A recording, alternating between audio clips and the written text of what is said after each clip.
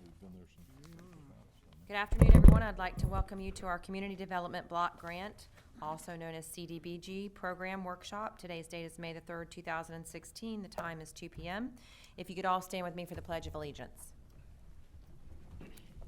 Pledge allegiance to the flag of the United States of America and to the republic for which it stands, one nation, under God, indivisible, with liberty and justice for all.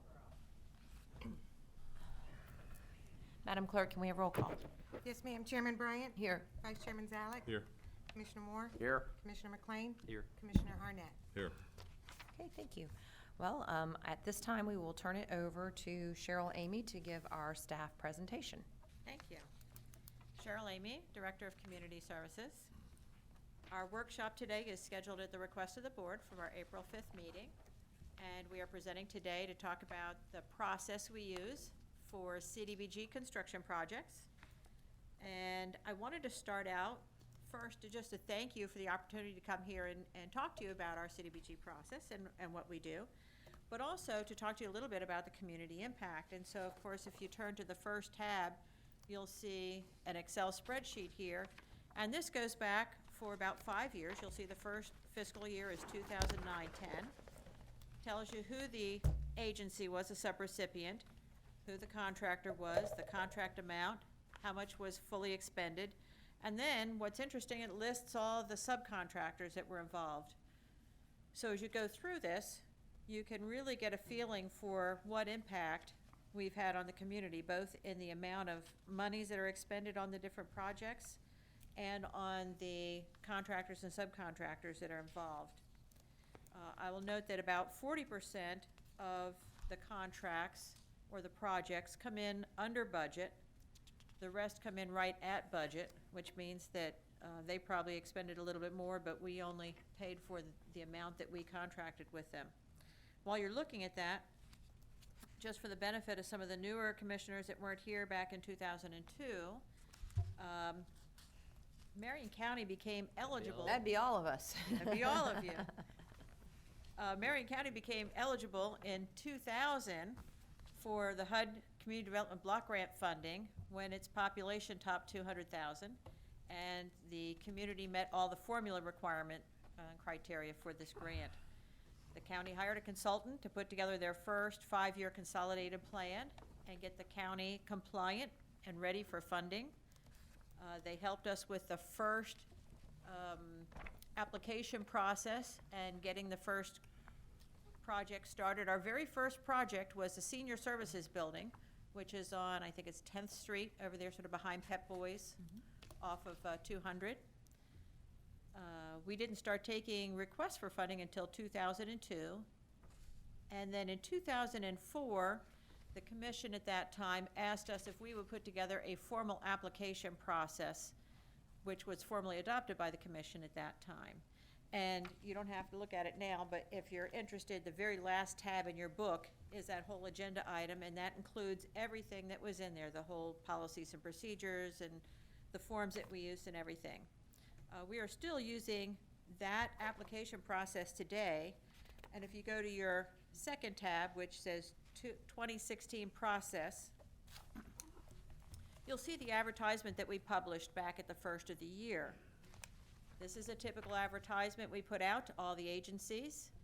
It's published through the PIO office, and we also send it out with email distribution lists, and we ask different agencies like Children's Alliance or Homeless Council to help us get this information out to the community. It lists our timelines for the assistance. We do a technical assistance training where we talk all about what CDBG is, what HUD and what HUD requirements are. If you were to go after one of these grants, what you're looking at. We do a letter of intent, which is our first step in the process, and that just tells us if it's even an eligible project. Before you spend all that time, before an agency would put all that work into an application, we want to make sure it's something that would even be eligible for funding. So that letter of intent process just gives us the basic information we need to tell that.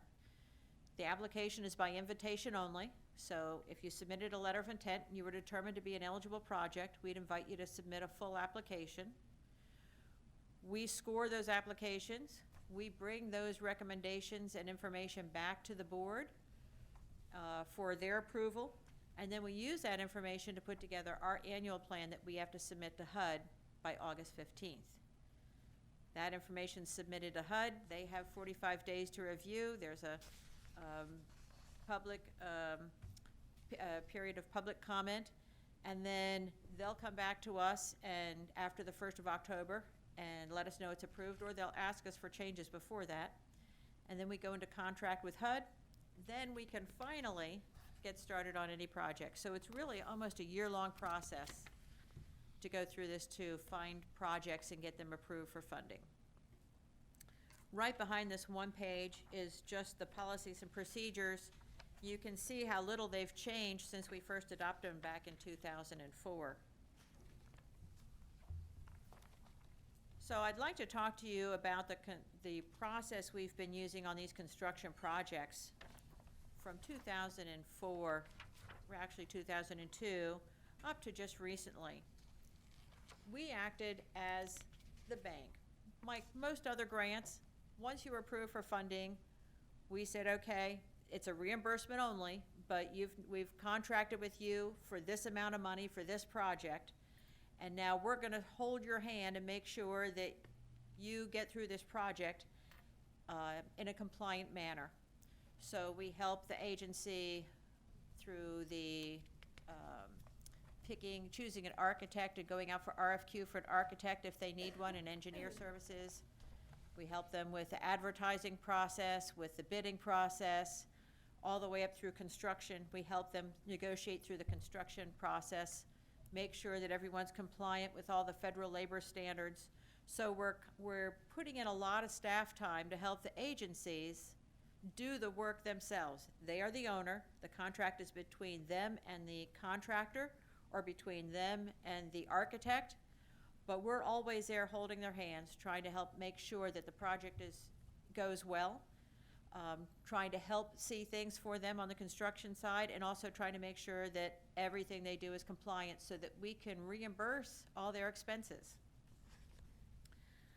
We're monitoring when the payment requests come in. We monitor those, make sure that they're approved, and then we reimburse the agency. So the agency has to pay first, and then they can submit monthly to us for reimbursement. Some of the, Cheryl, yes, one moment, Just a Commissioner sure. Moore. question.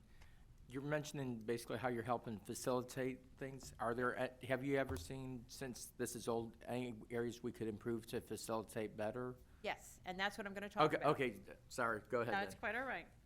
So some of the challenges that we have with this process is it's very staff intensive, time intensive for us trying to help the agents, making sure that they follow all the regulations.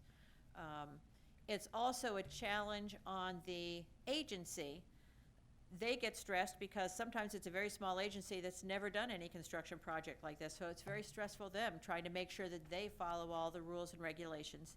And it's often difficult for them to financially cover the payments until we can reimburse them. So sometimes they have to take a construction loan out or some type of loan out so that they can make those payments. Other times they're challenged, like, okay, hold my check until I get this check from the county. So we really sort of feel for these agencies and the stress it puts them under.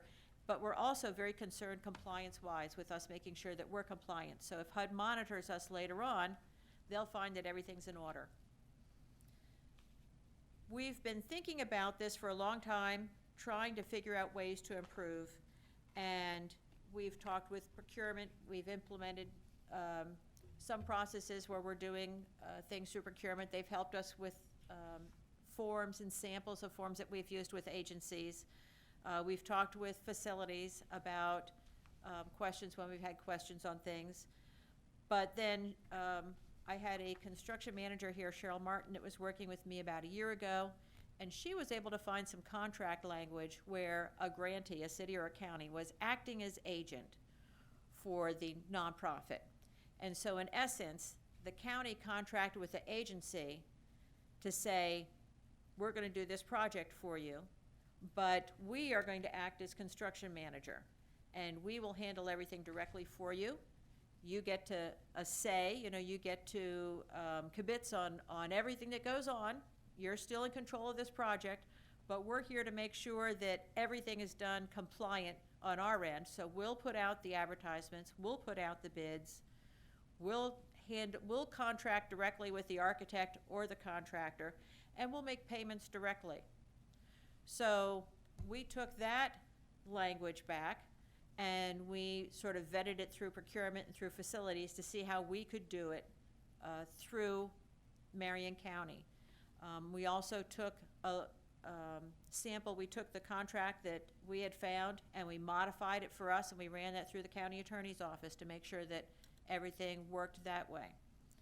So what we decided was that this would be a much better process. It would less staff time for us, less stress on the agency, and we can help ensure that it's not only a compliant process, but it's probably a better project for the agency because of all the resources and all the expertise that we have on our side available. So if you look in the Always Improving tab, you'll see the procedure that we've worked out for how this would work now. The other part of this is that we had to work out with HUD whether or not we could use the construction manager process. It's a good process and it works, but everything that we were reading and everything HUD was telling us was that the only way you could do an RFQ for somebody and have, a rotation was for professional services like architects or engineers, that all construction had to go through a formal hard bid process. But Andy and his staff helped us with the information and the wording we needed to provide to HUD so they could understand that even though we did an RFQ for construction managers, we were treating them as professionals, sort of like architects and engineers. They were not self-performing any work. They would bid out all work under the same guidelines that HUD requires. So once Andy was able to help us provide that language to HUD, then mid-April, they approved that we could use that CM process for these projects. So that was a big positive step for us as well. So now we're working with procurement to make sure that the contract language would include, and the RFQ would include the requirements that we would need for it to be a CDBG project, be CDBG compliant. So as our process works now, and this is how we want to move forward with the projects that we have right now, these projects were approved in last year's application process. We have already done the 6 to 8 week environmental review process for all these projects, and we have the release of funding from HUD for them. We've had PIT meetings for most of the projects, so we can fully discuss with everybody what the issues might be relating to these projects or what we'd have to think about. And we've had site walkthroughs with architects and facility staff and our staff and agency staff to fully determine what the full scope of work would be for the process and what we believe the amount would be. If the amount that the applications, the agency submitted in the application was sufficient or not. So now we're at the point where we're developing the contracts with the agency, and then we will work with procurement to assign a construction manager, and then we'll actually formally start the whole design and construction process. Cheryl? Yes? Commissioner Moore? On page 3 of that, section number 12, the Davis-Bacon, can you kind of explain for those of us who aren't Sure. really familiar with what Davis-Bacon is, can you kind of explain it? Right. When you use federal funding, the federal government requires that all contractors be paid according to wage rates, which are published for each area, for each specific type, whether it's residential or commercial or road construction. They have different sets of wage rates, Is it like minimum or maximum? or- minimum wage rates. A minimum, okay, so, okay. Right. And then in addition to that, you have to monitor the workers' payrolls to make sure that they are getting paid according to those classifications and those minimum wage rates. So it involves a collection of weekly payrolls for all contractors and subcontractors that have worked that week, and then reviewing them to make sure that they are compliant with the Davis-Bacon requirements. And this is only for federal, but like on a county, like say the, whichever XYZ construction company does something for our county, are we under Davis-Bacon, or is it just when it's federal? Only for federally, any project that has federal funding in it. Okay, Doesn't apply to anything else. So it'd only be for those that were federally funded. okay, thank you. And the construction manager contracts already contain that language for the federally funded projects that facilities has done, like through the Department of Energy or Department of Transportation or the stimulus funds. Commissioners, any other questions? So, Okay, go ahead. all right. So that really, in a nutshell, is our new process.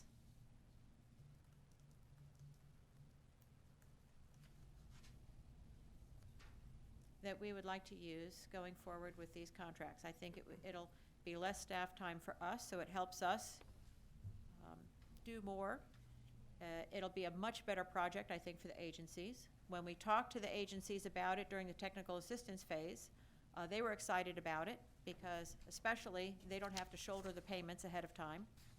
And for those that are not familiar with the construction process, it takes that stress off for them. So that is the way we are moving. Okay, Just curious, Commissioner Moore? have you had any feedback from, probably from the nonprofits you have, but have you had feedback from any of the contractors, the subcontractors, and got their input, or what, if they think it's a good idea, or, you know, because I just want to make sure that when we're changing something that, you know, law of unintended consequences, I want to make sure that we actually improve and make it more, easier flow, so I want to make sure it works better. So have you We're had actually input from doing the a similar people that might process. actually do the work? Right, we're actually doing the similar process through our SHIP. Whenever we use our SHIP funds on a large project, this is really the way we have done it. We've hired sort of a construction manager to manage it, and we handle that process for the agency. That's been a positive process. I have not specifically gone out and talked to subcontractors about changing this process over. Do we have any way maybe to get feedback? So if maybe something in this new process doesn't work, where we can make the tweaks necessary to make sure it, you know, because we Certainly. want the smoothest process possible. And, you know, if we could make sure that there's maybe some way that we can have that dialogue where we can hear back and say, hey, this is working, maybe this needs tweaked.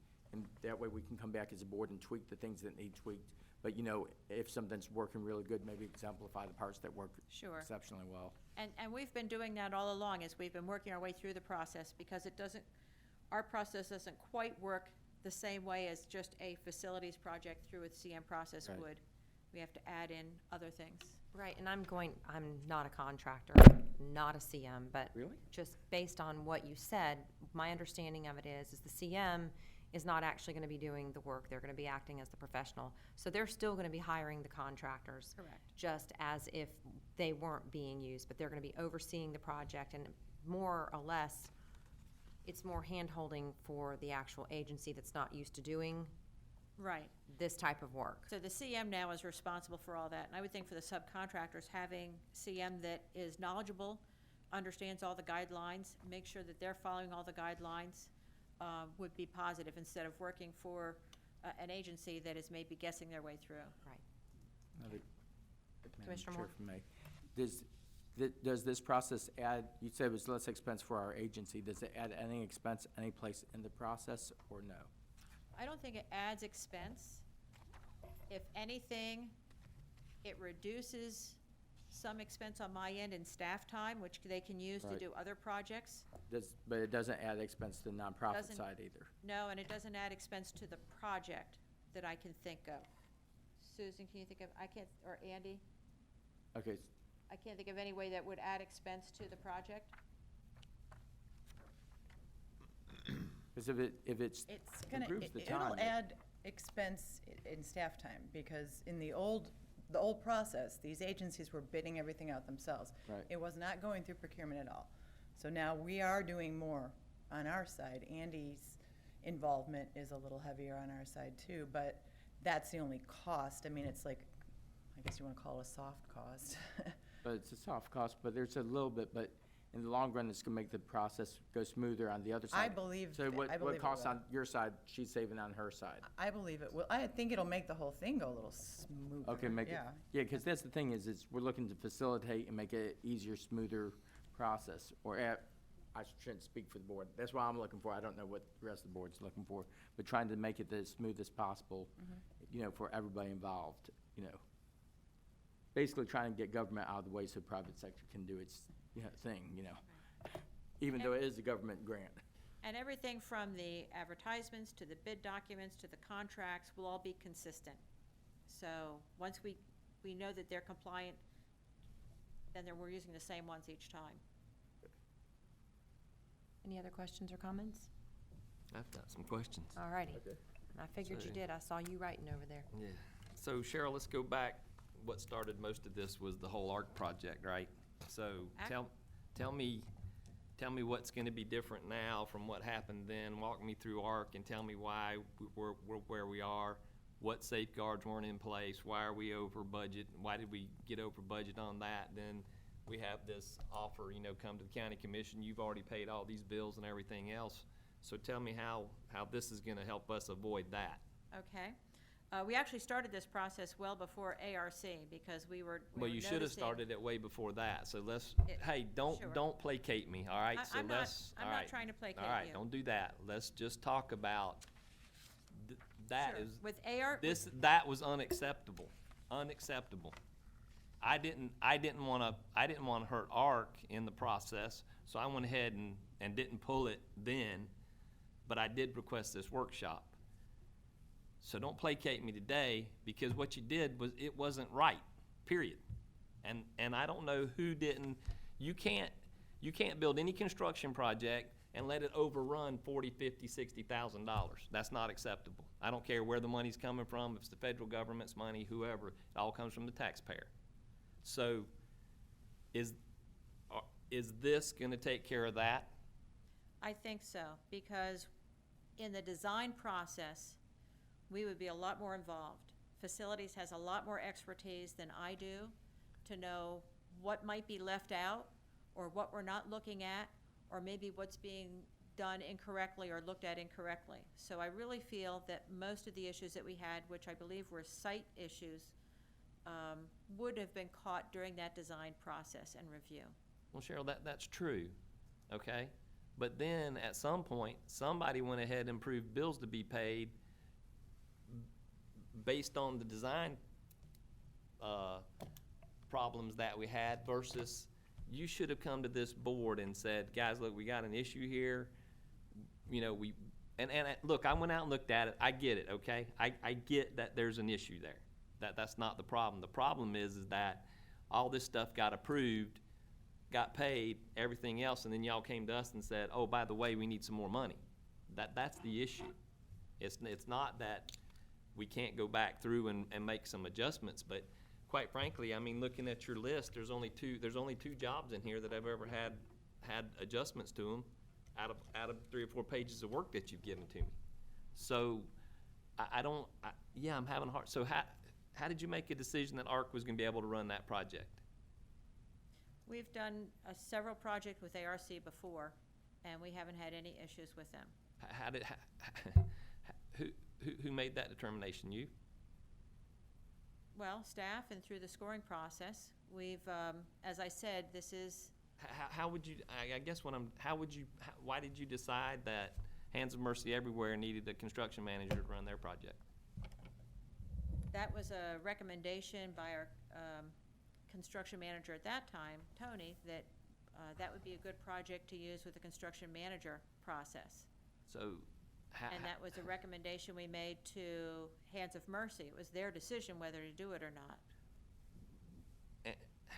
So how did you, all right, so your construction manager made a different decision. So your confidence was that ARC had done projects before and they'd brought them in, is that what you're telling me? Yes, they've done, 4 projects prior to this. We hadn't had any issues, and several of them came in under budget. At what point, I mean, I guess I'm trying to figure out, even if you do this, even if we do this, somebody's still responsible. Who's gonna be who's gonna be responsible to make sure that if a contractor comes to them and says, hey, guys, look, you know, we got this design issue, we didn't know that it was gonna, who's gonna be responsible to do that? Is that you? Is that the CM? Is that Andy? Is that Susan? Whose responsibility is it gonna be going forward? I'd say it's a combination of the CM to identify it initially, and then let us, the owner, which would be all of us, our department, facilities, procurement, know. There are weekly progress meetings that are built into the contract where they have to keep us appraised of what's going on and any issues that may be coming up. And then they can make recommendations to us, but we have control over all decisions. I don't think I got an answer. Who's gonna be responsible? Well, the Food county, administrator, who's It gonna will be? be, Commissioner, it will be Community Services Director and her department to be responsible. It's their project. Procurement is helping them. Andy will be helping them when they need help. But the CM will report directly to the director and will be overseen by the director and the staff of Community Services. Thank you. That's all the questions I have. I have a question. Commissioner Zalek. There's 2 questions, I think. In the environmental assessment in the early part of this, what scope is that looking at? From the, what pieces of the puzzle are put together during the environmental phase? HUD has a set criteria that we have to evaluate against. Everything from What's in that criteria? floodplain, whether it's in a floodplain, whether there are noise levels, wetlands, wildlife, hazardous, like propane tanks or things like that, past chemical issues on the property, historic. So we have a set criteria that we have to go and evaluate on for each project and report. If there was something, So was ARC, in this Near. particular instance, was it in the floodplain? I don't know, Arkwood, not in the floodplain. They were near a very noisy road. We would have to have done a noise assessment Okay. and check decibels. Well, I'm just trying to figure out in the scope, because the problem is, even whether you use the CM, I think, I might be wrong, but whether you use the CM process or whether you use the process we currently have, if those items aren't identified in the scope, who's going to identify them? But yeah, in this case, I the mean, environmental, because the agency comes to you, they don't know right.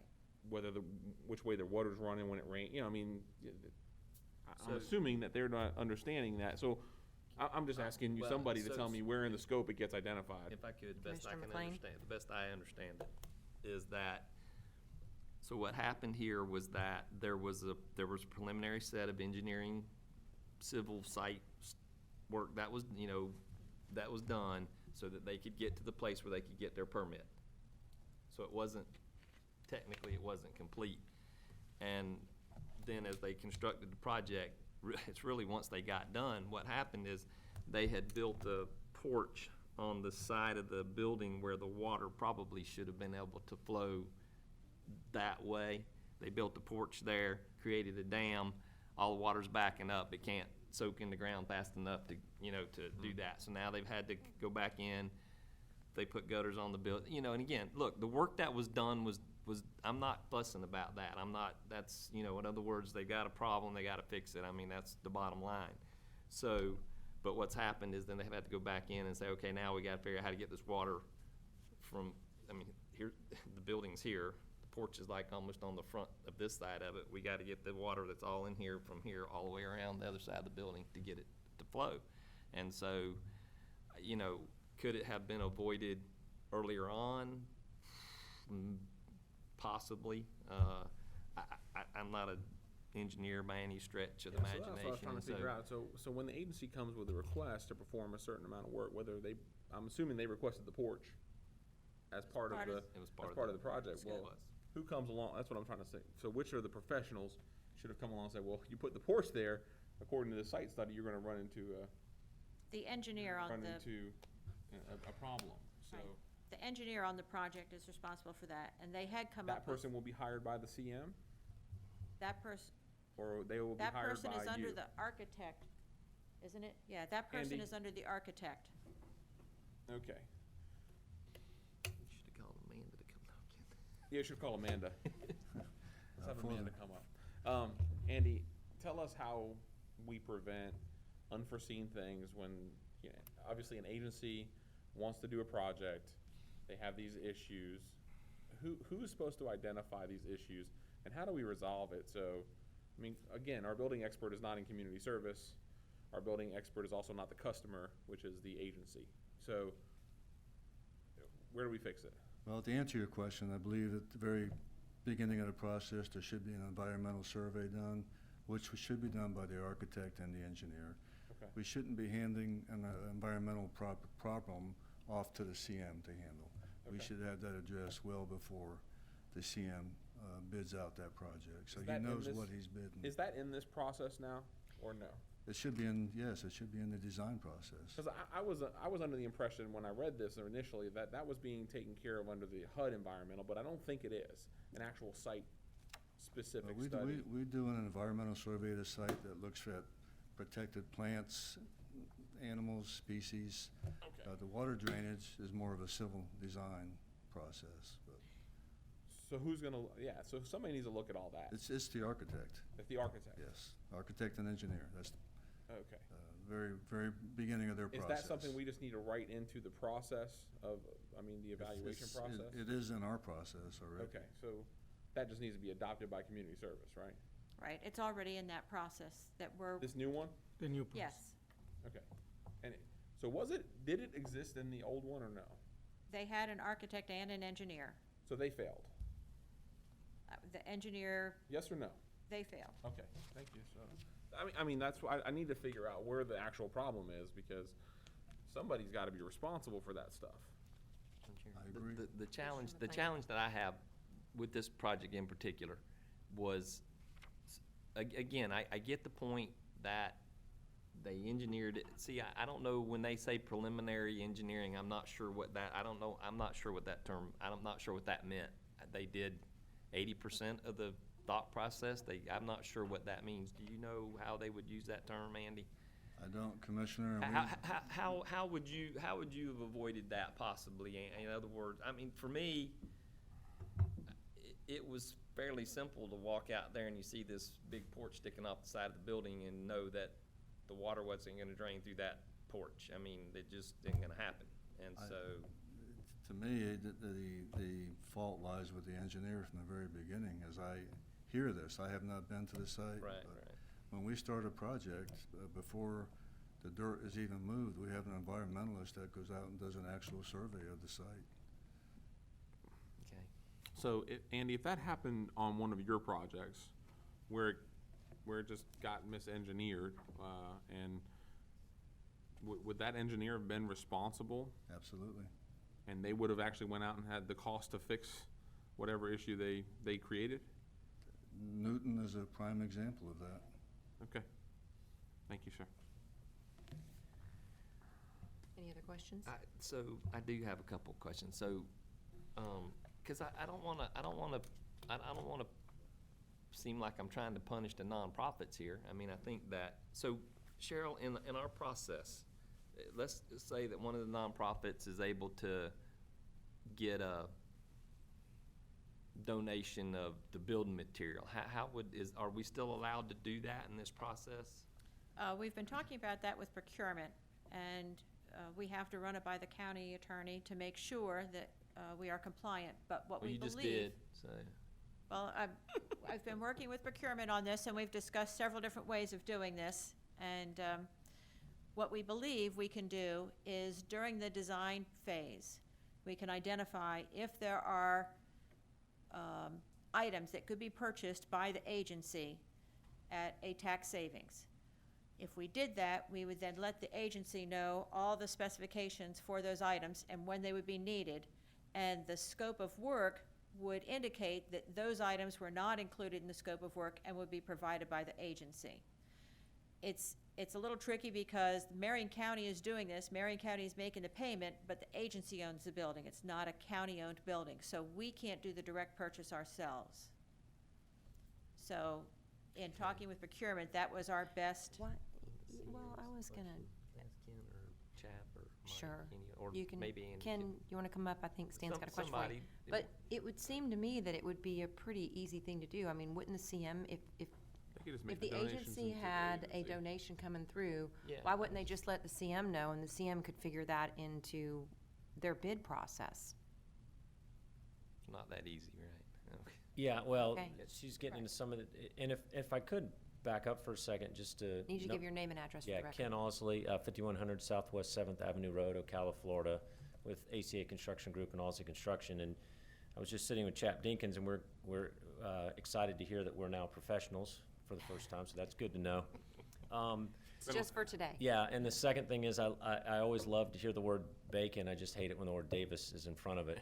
It's a lot of work, the compliance issues. But to get what Mr. Race was saying and what Cheryl's saying, the CM process will help you out in this regard because you have another set of professional eyes during the design phase. Because you have a civil engineer and you have an architect that are, in essence, they're working together, but they're also creating different sets of documents.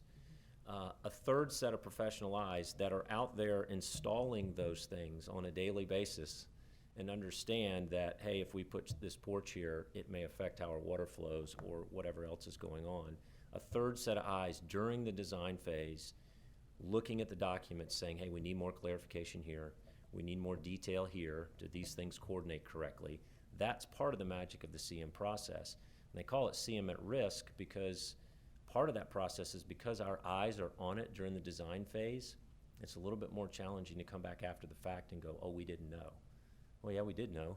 We were a part of helping develop those set of documents. So it creates more accountability. It lessens the risk for you. It lessens the risk for the agency. And it's just an overall better process. The other way that they were going about it, if the contractor's never seen those documents, I mean, let's be honest, you have a nonprofit that may be struggling to have enough resources, so maybe they hire the least expensive design professionals they can hire. Well, that doesn't always produce the most thorough set of documents. And so having that third set of eyes to help push that process along, I think can only help. Madam Chair, if I could, I guess Ken, what if someone wanted to make a donate? In other words, you guys picked this CM, but somebody comes along and says, hey, you know what, we want to help, we want to give a $25,000 donation to ARC or, whoever it is. How could we handle, I'm just trying to, again, we're not trying to, we're not trying to punish the nonprofits, obviously. We want to try, in other words, if they were able to get a big donation or something like that, or small, whatever it is, from y'all's perspective, and especially if it was something that's time sensitive. In other words, let's say that, I don't know, let's say Lowe's decided to give them all the bathroom equipment, all the toilets and everything for the bathrooms. How would you coordinate? Can that be coordinated? Yeah, and again, I think that's where the CM process could help because you are overseeing and coordinating that process. We do that all the time in private sector projects. We do owner direct purchase all the time with the school system, with private sector. It's a very simple, straightforward process.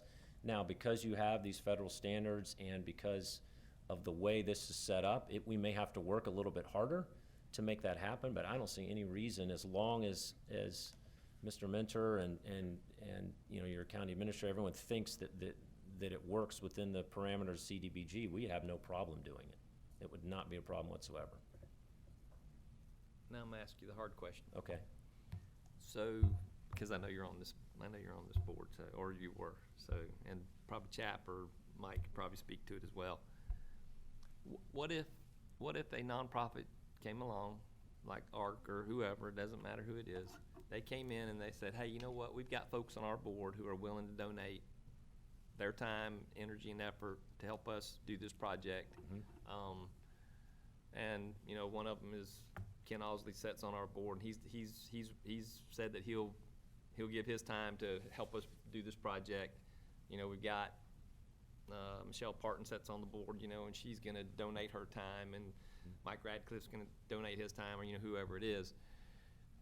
Because what I'm kinda asking, so if that were the case, could we create a criteria that would allow the nonprofit, just like ARC did, to allow nonprofit to do the job with the proper supervision from volunteered time, so as to maybe save dollars on the entire project, or let them spend more to, you know, create a better space or whatever it might be. Sure. Well, in the first place, I'm pretty sure, and you may correct me if I'm wrong, if you sit on the board of that organization, I don't even think you can submit.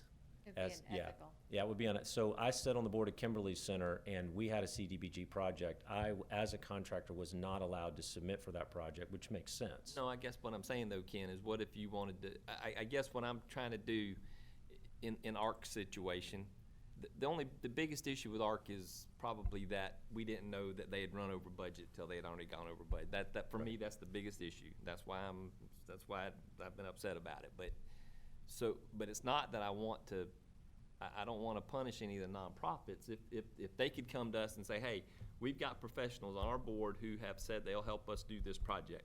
And if they do, it'll save us X amount of dollars, and therefore we can, instead of building a 10,000 square foot building, we're gonna build a 15,000 square foot building. Well, I think That that really can get happen? kind of sticky. I mean, know I how much think you- what has to happen, I you don't know tell either. me. How much does that happen in the CDBG process? I'm not seeing it. Not- People are gonna go out and solicit donations for something that they're already soliciting the county for those dollars for. I would say ARC Yeah. was probably the best one at doing that, getting volunteer, labor, whatever, but that was all identified up front, so we knew prior to Okay. going out to bid. All right. So it has to be I'm fine. included in the I bid just- I process, didn't know if though. we Yeah, needed to that's- As leave. long as it's included in the bid, then you guys can work with it, Yeah, right? and I would, this would be my professional opinion, is you just for, I've been through plenty of audits on public sector jobs. You want to make sure that you're covering all your bases. So even if you have a volunteer who's volunteering to help you in said area, we usually go and get second and third bids, as it were, in that area, just to verify that this volunteer is actually helping us versus not, you know. So I think there's things you can do in that process to verify this would be standard, you know, in the marketplace, and we're getting these services for why. That's why we're doing it that way. Commissioners, I just didn't know if we needed to leave a little wiggle room in case that would be something that was workable, but it sounds like that as long as we're doing the process up front, we would know about those types of things, and so, yeah, so I'm fine with that, so. But we always can, if needs be, we can tweak down the road, too. We could, I'm just, So- you know, like I say, it was just some questions I had, so. All right, thank you. Okay, any other questions, commissioners? Not for staff. I had a question for the board. When Cheryl goes through this process, I don't know if you guys are interested, but instead of letting that go all the way through, once their staff has kind of looked at the stuff for the year, I would love to have for all these nonprofits that are applying, the list of that, some of the options that they work through. We can just have a presentation at our board meeting that time of year by Cheryl, you know, just to see the lineup of what she's got. We've had some workshops over the course of the time that I've been here, you know, where we would kind of get that. But, you know, from my perspective, I'd like to know about this before we're voting on it, you know, 6 months later, and HUD's already basically said, oh yeah, those projects are good, and allocated the money to those projects. So Actually, if we wanted to make a change beforehand, Sure. where is the best place for us as a county commission to make changes? Actually, I have an agenda item on the next board meeting, which has the projects we're proposing Okay. for next year. For the following year? Right, it's Okay. all the projects that were applied for, how they scored, it's comments, it's our proposed budget, which ones we're proposing to be funded. And does it have all the other ones as well that aren't Yes, proposed not to be everything is funded? on there, so you Yeah, can see. I'm trying to remember that. Okay. So, I don't know. I Would you think, I mean, rather and that she be- does that every So- year. I Yeah, think that's yeah. the way to go through That's it. fine. We will an make agenda sure item. instead of it's on consent, we'll put it under the county administrator section and we'll have Cheryl give you a presentation on that. That's fine. I think it's fine under the consent agenda because we all go through that, and then if we Right. have any questions, we can pull that item and then go over Okay. it. All right. That's Yeah. fine. Thank you, Madam Chair. Okay, any other questions? No. Comments? So I'm guessing Cheryl wants consensus to move forward with the new guidelines? Can I ask, is that just going to, be under the master CM process for the county? For the time being, until we are Or gonna be, is community service going to have their own CMs versus facility CMs versus? we are going to do an RFQ to hire more CMs that Okay, will be helping. so it's just gonna be under one master Yeah. contract that community service is gonna rotate through? Me and Cheryl were Uh. talking about this right before the meeting, and going through the current contracts that we have, I think we're gonna, if you guys are going to approve, these two projects that she had on the board, we were gonna move forward with one of our current CMs to do those. In the meantime, advertise an RFQ specific to the CDBG projects because they have so many. We're really unsure about doing direct owner purchasing under this, just because we're not the owners of the building that we're, so there's a lot of different things in these particular projects and contracts that are gonna have to be added or changed from our normal CM process. We're gonna modify the amendment to the master contract when we do these, but then, once we get an RFQ in place specific to these projects, everything should run a little smoother. So the CM has to not only be on the master list, but they would have to be specifically applied to be on her list as well? Well, they would be on two, unless you direct us otherwise. That's what we were kind of waiting. We were going back and forth both ways. We could amend the current contracts to account for the differences. I think these, Well, I would, These I mean, if projects I are was gonna- a CM, I don't know about these guys, but I prefer to have one master contract that they can apply for, and then when you put out the request for bids, then let those guys have the option of bidding on that work or not. I don't, We I don't would know. have- we Use would it need as to a amend master them. contract for all the CMs. I mean, Yeah. aren't we doing that already with the engineer and the architect on it anyway? Yeah, Or no? yes.